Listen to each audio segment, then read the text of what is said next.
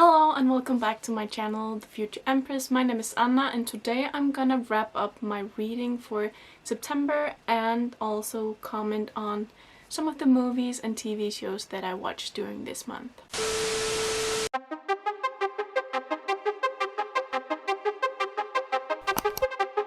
So for the month of September I managed to finish 6 books, watch 7 movies and 2 seasons of separate TV shows, I think. Reading wise, I have a 5-star to talk about, so I'm so excited, so let's just get into it. The first book I finished this month was Get a Life, Chloe Brown by Talia Hibbert. I listened to this one on audiobook. I ended up giving it 4 stars. I really loved this actually. I have not dwelled that much into adult romance. So this is one of the first romances that I've actually read that wasn't LGBTQI+. What I really loved about this book was the characters and the atmosphere. The characters were just so great and relatable. Even though they're like 30 something, I am 23, just turned 23, so even though they're older than me, they have some issues, general adulting issues and problems that I've started started having. Like, I've grown up from the teenager phase and now beginning to have adult problems. And it was nice to see something different than what we're used to seeing in young adult with like 16, 18 years olds. And also just the characters felt so realistic with their motivations, their faults and everything. They were really well written and done, and I especially adored Red. He's one of my new favorite book characters, like book crushes, if you can call it that. Even though it's not a crush, I just really like his character. And the audiobook is really amazing because it's narrated in a British accent and it is so well done that there's actually, you can tell a difference between when Chloe was talking and when Red was talking, because he is like considered lower class and has a different kind of accent to his English. If I had read this book physically on my own, I wouldn't have picked up on the difference of the accents, because it's actually commented in the book, but because I'm not from Britain, I don't know like the different type of accents there, and therefore it was very educational and also just very enjoyable to listen to the audiobook and get that extra cultural aspect of the book, which I really loved. The only negative thing that I have to point out about it though is that I feel like in the end it really got sex driven. Like, sexual tension just took over 100% of the plot, and I don't know, maybe that is typical romance books. But for me personally, I could have been without some of the scenes. However, it's like one of the best audiobooks I've listened to for a while, so I'm really glad that I actually decided to pick it up. The next book I finished in September was Yes, No, Maybe So by Becky, Albertalli and Aisha Saeed. This is a very political book, like American politics, which is very fitting because I am actually just following along the American elections right now. When this video is out, we already know who won, but I still don't know, and I'm filming this to distract myself. I was actually surprised how much I loved the political aspect of this book. I don't know why, but I always have this negative feeling about politics, and I never think that I will actually enjoy it or I will feel bored. The reason I will feel bored is because I don't understand it and I will feel dumb. That's usually what I feel about like Danish politics and Icelandic politics. But the American politics are actually quite interesting, and it's only after I've read so many books about, not that many, but I've read a couple of books now about politics and especially American politics, and it's been really interesting to get to know and get in the mindset of people campaigning, knocking on doors to advocate their, what is it called, their candidate. And I always kind of tend to love it because I'm kind of in love with that concept of believing so much in a person that you're willing to spend hours of your time advocating for him or her and make people vote for him. It just seems so romantic in a non sexual kind of way. Another thing that I really loved about this book is the characters. I related to both Jamie and Maya, and in different aspects of their life, because Maya, she is recently, her parents decided to take a break and then split up just to get a distance between each other to figure out their marriage, and Maya is handling it very poorly. And I also have parents who ended up splitting up and actually not getting together again, so I really related to her on that and her feelings going through it and everything. However, her parents does it so well. They are so good at dealing. This time is very difficult for them because it's a person you've been with for so long, and you have to figure out, is it worth salvaging to get back together and everything. And they do it so well, like so better than my parents did at least. And then we have Jamie, who has problem speaking, like public speaking. He has a lot of anxiety concerning public speaking, and we follow his journey opening up and getting more comfortable speaking because he's very invested in politics and he wants to be a, I don't know, congressman, be a politician, I guess, in the future. However, he has this fear of public speaking, I guess, and whenever he's in this situation, he just freezes up and he once puked on a very important person. So we are just following their journeys together when they find each other and go knocking on doors to doors, and just how they develop as a person, and it's just very wholesome. However, I just want to mention that Maya, because of all these feelings he's feeling, so I get it, I understand it. However, she was such a spoiled brat in the beginning. There's character development, so she does redeem herself, but oh my god.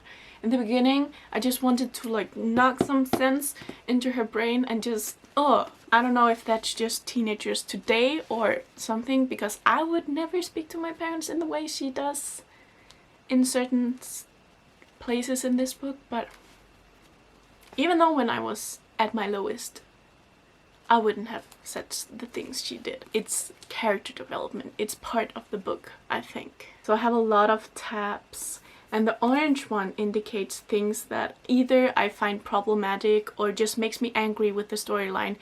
It doesn't necessarily mean that there's something wrong with the book, because it's just when I feel like an annoyed or angry kind of emotion. So there's quite a lot of those. Some of them are things that I just don't agree with, that some of the characters are saying, and it's shown in the book that you're not supposed to agree with it, so it's fine. I just wanted to like, oh, this aggravates me, I have to remember it. Especially because Maya, she is a Muslim, and there's a specific act or law that is going into like put up to the Senate, or not, I don't know American politics, I'm so sorry, but there's a law that is being set up where you have to vote if it's going to get approved or not, and the congressman or like the politician they're advocating for is against this certain law, and this certain law is about Muslim women wearing a hijab, and it's very personal and it's kind of deep in some places. So there's a lot of things that aggravates me here. There's a particular scene when they visit the secretary or like a person under the person who made that law suggestion, and she just says things that, oh my god, can you really think like that? But I guess so. Politicians, they are so scary, but they're so interesting. Am I right? But I wanted to find the scene where I especially thought she was a spoiled brat. Yes, here. Maya is having a discussion with her mom about her driving her around town and getting to places, which I'm like, I got around my own, okay? I had to ride my bicycle for several kilometers. Like, I had 7 kilometers to school, and I rode it every day back and forth. But here she's like, then it's probably time I get my own car. I cross my arms. That is me imitating Maya. Then later, Jamie actually suggests like, haven't you asked your parents for a car yet? And I'm like, is it just an American thing that teenagers expect their parents to buy themselves a car? because I have to save up my money to buy my car. My parents didn't give it to me. It's kind of mind-blowing how like American culture can be different from mine, I guess. Despite all that, I ended up giving this book a 4 stars because I really loved it. When I say like the characters are one of my favorite things, I mean all the other characters, because they're so well done in this book. Not only Maya and Jamie. Jamie's grandmother is a famous Instagrammer, and her Instagram is Instagram. She was just adorable. And then Sophie, Jamie's little sister, just Jamie's whole family is amazing. I just really loved reading about them. I picked this one up because of Becky Albertalli, but I'm definitely gonna be reading more of Aisha Saeed's books. This is my first book of hers. I am very interested in Amal Unbound especially, and I was interested in it before I read this book, but now I just get more encouraged to pick it up. The next book I read was Skammertegnet by Lene Kaaberbøl. This is The Shamer's Signet in English, I think. It's a sequel to The Shamer's Daughter. While this is a sequel, there's not much I can tell about the plotline. This is middle grade, so it's about a girl who is, I think, 11 or 12, who has the ability to look into another person's eyes and make them feel ashamed of something they did, or like look in their eyes and see what they feel ashamed of. Like, it's a very necessary power to this world. However, all the people in the world look down on the shamers because it's such a frightening ability, I think, because we humans, when we fear something, we hate it and then we avoid it. The sequel I actually didn't like as much as the first book. I really enjoyed the characters. However, there's a character in the first book who is Nicodemus. He doesn't appear in this book almost at all. He just appears like once or twice, and I really enjoyed his and Dina's like relationship, not relationship, but like friendship and just dynamic, and that's one of the main reasons I gave the first book a 4 stars. However, in this one we are following David, which is Dina's elder brother, but he doesn't have the same ability, and he's just, there's no originality to his character, and he's just annoying to read. This book also suffered a bit from second book syndrome. I think it's just like the first book is just so high stakes, and then you have this is also kind of high stakes, but in a different kind of way. Like, a lot of things happen in this book where you're like, whoa. However, I ended up giving a 3 out of 5 stars. Still a good book, and I enjoyed reading it, and I'm definitely going to continue with the series. However, the first book was better. And then I picked up the sequel to Get a Life Chloe Brown, which is Take a Hint, Dani Brown by Talia Hibbert. I also listened to this one on audiobook because the British narrators just do it so well, and I think these books are literally just the audiobook route. I highly recommend them. This book is about Dani Brown, who is Chloe Brown's sister. I think it's her younger sister.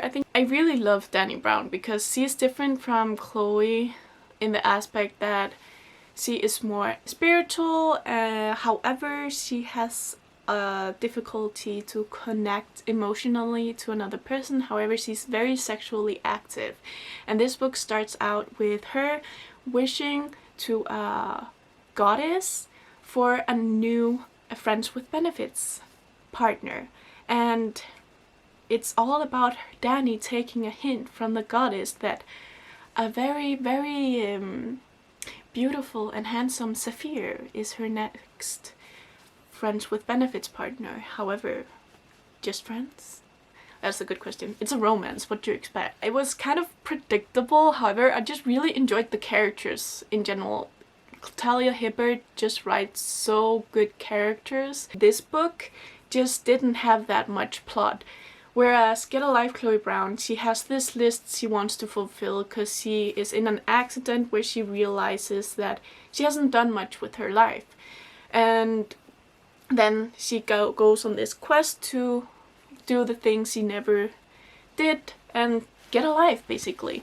Well, Dani Brown is just about Dani Brown getting a new friends with benefits partner.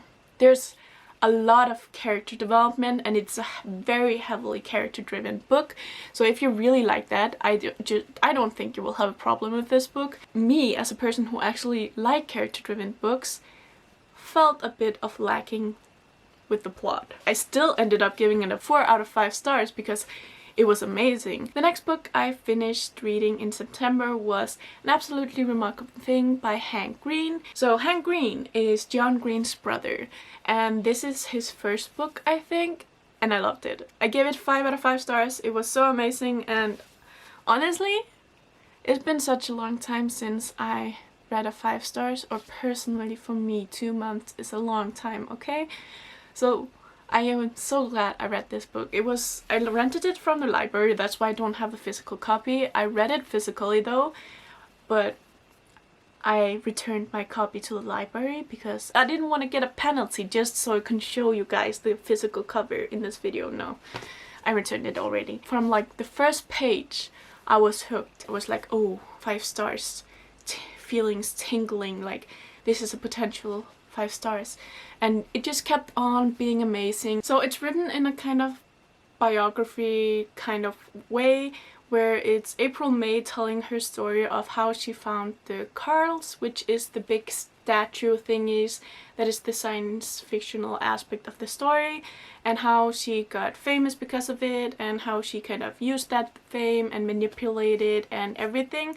So the pacing is a bit weird, and I understand some of the reviews on Goodreads about the pacing, how the first part of the book was just hard to get through and everything kind of like that, but I personally really enjoyed how it was written, and I just really enjoyed that kind of sci-fi. It was kind of amazing, and there's an aspect in this book that is called The Dream, where all the population in the world is experiencing the same dream and they're conscious during this dream. The thing about it is that you have to crack codes.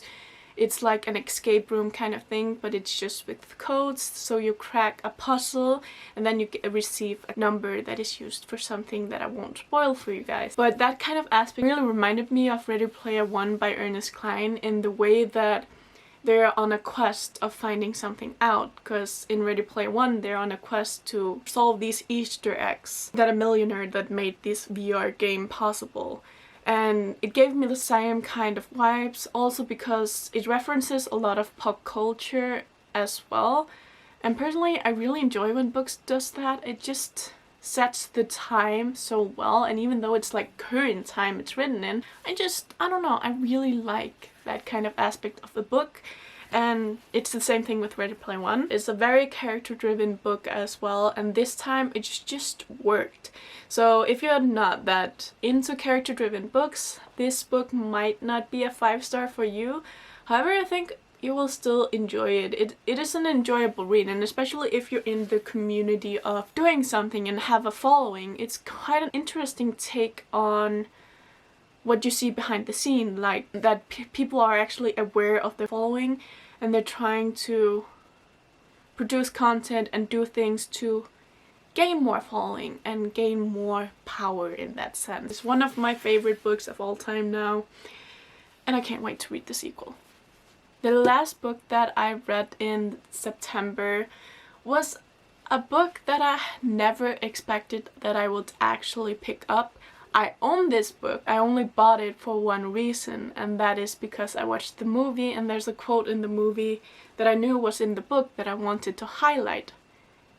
And that's the only reason I have the book. I thought that I already knew what was gonna happen and I wasn't that interested in the story to read, because I've never saw myself watching the movie again, so why would I read the book? And that book is The Fault in Our Stars by John Green, Hank Green's brother. I watched the movie originally before I really got into reading. I really did not expect picking this up ever, but I'm so glad I did, because I ended up giving this book a 4 out of 5 stars, and that really surprises me. Because like I said, I thought I already knew what was gonna happen, and the story kind of seemed boring to me in a book. However, I underestimated John Green because he writes so good characters, and this book really delivers those characters. I cried 2 times during this. Something always happens whenever we're together. which is so weird, to be honest, because I knew what was gonna happen, but because the characters were so well written and the scene and everything and the emotions just overwhelmed me and I cried. I want to read out the quote from this book that I saw in the movie and ended up me buying this book. So this scene is where they visit Peter Van Houten, which is the author of one of Hazel's all-time favorite books. They went to Amsterdam to visit this author to ask the questions about what happened to the characters at the end of the book. And then they find out he's like this old man who has dementia, Alzheimer's, and very grumpy, very, very grumpy indeed. And then he's just blasting Swedish rap in their faces.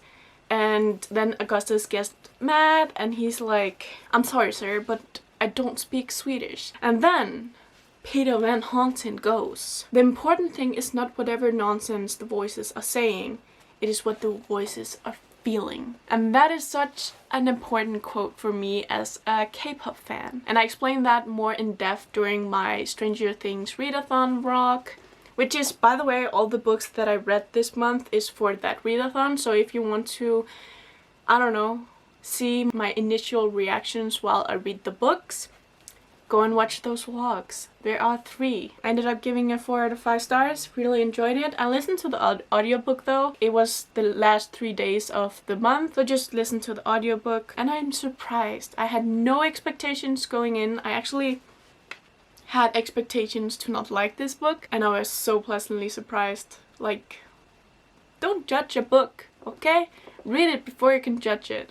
Like, I learned my lesson. And then we have turned into the segment of this video where I talk about all the movies and the TV shows that I watched this month. So the first movie that I watched this month was Dr. Sleep, which came out last year, I think, but it just recently got on Netflix, or at least the Danish Netflix. So I watched Dr. Sleep, and I haven't read the books. I've only watched the movie The Shining. I feel like the movie The Shining is different from Dr. Sleep. And even though I read like some discussions on that Stephen King don't actually like the movie The Shining, and he thought that Dr. Sleep redeemed the storyline. And boy, I don't know, the movie, I don't even know what to feel about the movie. And it's been 2 months since I watched this movie. And I can't still define what I felt about it, because it was weird. It was too long, I think, because I don't think I would have gotten through it if I didn't watch it with a friend. I would probably have ditched it. She liked it more than I did, I think, actually. I don't want to give it a rating because I don't know what my rating would be if I gave it one. Then Disney Plus came out in Denmark, and then, of course, I subscribed to it, and I rewatched this first Star Wars trilogy, The New Hope, The Empire Strikes Back, and The Return of the Jedi. I watched all those during a weekend, and it was so amazing, and I'm so glad I got Disney Plus, because Star Wars is just such a good and oldie movie. I just really like the 80s and 90s movies. I'm a big fan. Like Back to the Future, Grease, Dirty Dancing, all that jazz. Very good stuff. I just really like the lack of technology and CGI and everything. It looks so bad, but that's what makes it good. I wanted to continue on to watch all the Star Wars movies because I haven't watched the last couple of Star Wars movies, and I want to watch them all before I watch The Mandalorian. And then I watched Descendants 3 because Disney Plus, you know. The first Descendant movie I really enjoyed, the second not as much, and the third, what was that? I enjoyed that we got to see new offsprings like new children's of like lesser known villains. I really enjoyed that aspect. However, like the plot of the movie was like all over the place, and it was better than the second movie. I will give it that. And then I rewatched Get a Clue, which is on Disney Plus as well. This is not sponsored. When you discover a new site where all your nostalgic favorite movies are you rewatch them all. You don't. And I realized it's not that good as when I first watched it. This did not hold up, like, really at all. Like, it's very classic 2000 vibes, and like the cell phones and the technology and the big computers, and there's like spy tech, because that time period, I don't know, we were obsessed with all spy things, like Spy Kids. Very nostalgic in that way, but the plot and like Lindsay Lohan's character in that one is just damn. Now I know. And I'm gonna talk about all the TV shows that I watched this month, because I didn't watch that many. I don't know. I watched very few things this month. I think I was more concentrating on getting some reading done. First thing I watched was Stranger Things Season 2. 2? Nah, bro.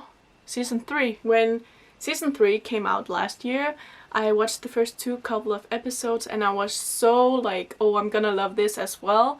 However, I didn't have mentally capacity to actually process what I was watching because I was working so much. So I just wanted to sleep, or I was just like watching but not comprehending anything. So I put it aside because I didn't want my first watch to be like that. And then I went to South Korea, and then magically the Stranger Things Readathon happened, and I thought it very fitting to actually get around to watch Season 3, which I loved. That ending though, oh my god, I was expecting Season 3 to actually be the last season, but the way Season 3 ends, like the last episode, I bawled my eyes out the last 10 minutes because something happens and you're like, where? And then something happened and you're like, where?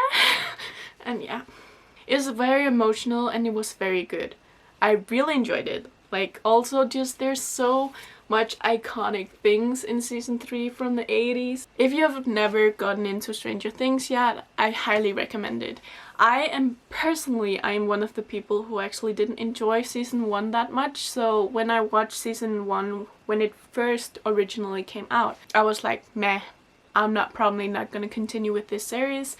And then when Season 2 came out, my friends actually started watching Stranger Things, and then they hyped it up. So I was like, maybe I should give Season 2 a shot, and I loved it.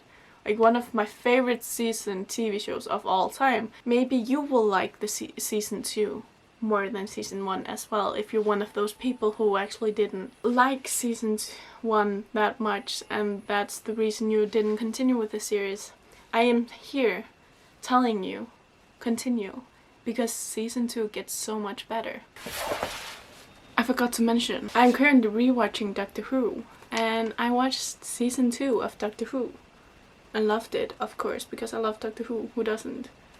Very good.